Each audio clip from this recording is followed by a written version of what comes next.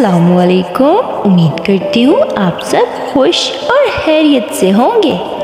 आज जो कहानी मैं आपके लिए लेकर आई हूँ वो है एक चालाक चिड़िया की कहानी।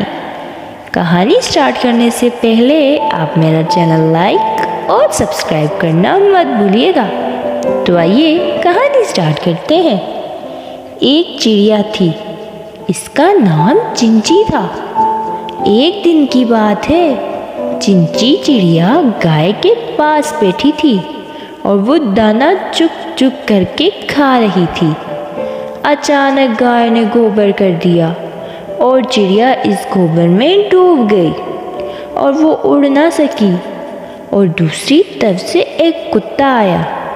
चिड़िया ने कहा, भाई कुत्ते, मुझे निकाल।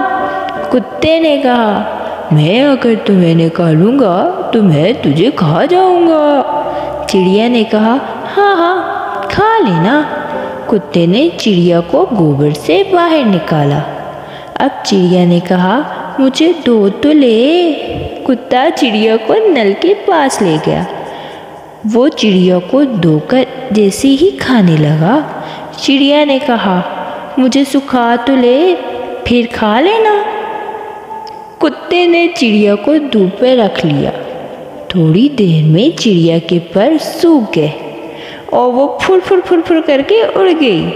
कुत्ता मुंह देखता रह गया।